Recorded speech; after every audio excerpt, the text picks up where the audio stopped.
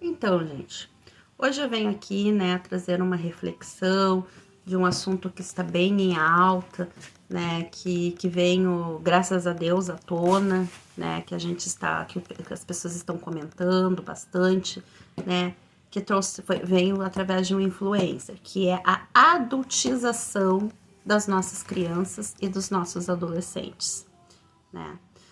O que eu não concordo com a parte que o influencer fala, ninguém viu, ninguém trouxe esse assunto. Isso não é verdade.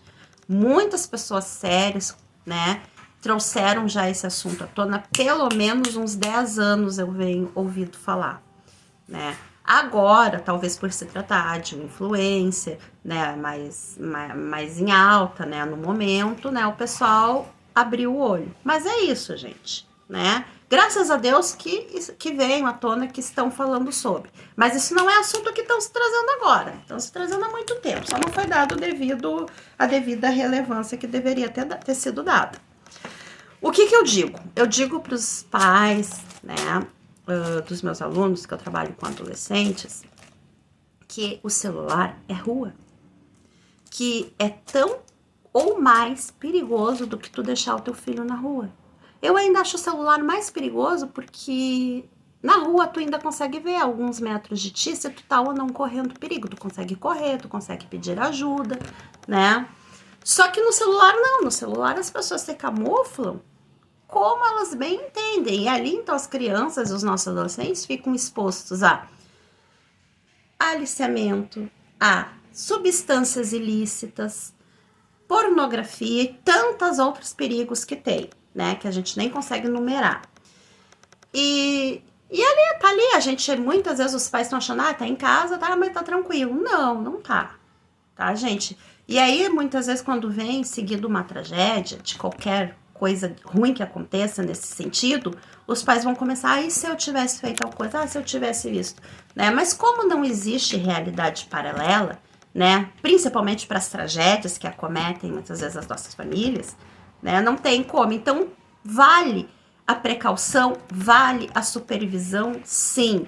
Pais e as pessoas responsáveis por menores, por crianças, adolescentes menores de idade, têm sim a obrigação. Não vamos depender, né, de leis que o Estado faça esse papel, né? Porque o Estado não vai conseguir fazer esse papel, né? Não vai conseguir fazer esse papel sozinho. Por quê? Porque precisa ter sim a chamada responsabilidade das famílias, né, e das pessoas que estão com essas crianças e com os adolescentes sobre sua tutela, né? Então não tem como fugir disso. É trabalhoso? É trabalhoso. Vão oferecer resistência? Meu Deus, inúmeras. A criança pequena oferece, imagina o adolescente. O adolescente vai oferecer muito mais resistência, argumentos, enfim, dos mais variáveis. Mas a gente não pode deixar de fazer o nosso papel por isso, né? Então vai dar trabalho, né? A gente tem que estar consciente que quando a gente, né, começar a supervisionar, o adolescente, ele vai querer que olhe seu celular, não vai querer que monitore. Mas precisa, não tem como tu cuidar somente baseado no que o adolescente está te falando, a criança, né? Porque às vezes nem ele sabe o risco que ele está exposto, né? Eu costumo dizer que quando a gente é adolescente, quando a gente é jovem, a gente não consegue calcular os riscos, né? Do quanto a gente está exposto, né, aos perigos. A gente não consegue ter o cálculo de um adulto, né, com mais idade, com mais experiência.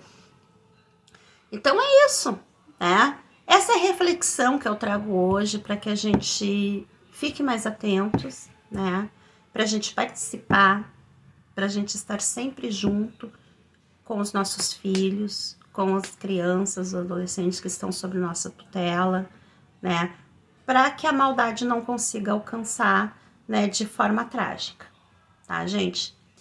Então é isso. Eu peço que vocês me sigam no Instagram, né?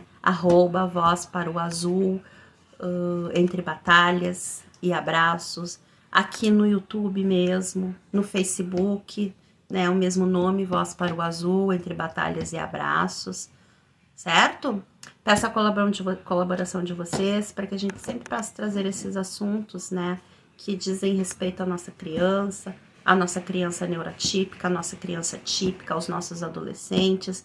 E aqui eu trago sempre experiências, né, vivenciadas. E infelizmente eu tenho visto algumas experiências nesse sentido de rede social do adolescente, que é o público que eu atendo, está bem exposto a isso, tá? Infelizmente eu vejo relatos diários sobre isso. E os pais não podem se omitirem.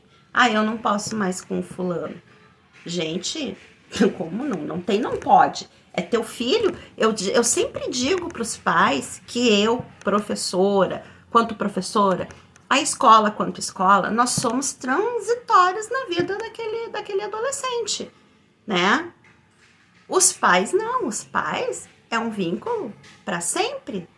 Não tem como. Então, qualquer coisa que aconteça, tu vai ser responsabilizado, tu vai sentir o peso, né, do que aconteceu. Não tem como, porque aquele filho, ele é para sempre na tua vida, né?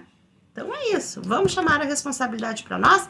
E me segue lá no Instagram, no Voz para o Azul, entre batalhas e abraços, aqui no YouTube também, que volta e meia eu trago algumas coisas, alguma reflexão, algumas experiências, tá bom, gente? Também estamos no Facebook, o mesmo nome, Voz para o Azul, entre batalhas e abraços. Beijo a todos.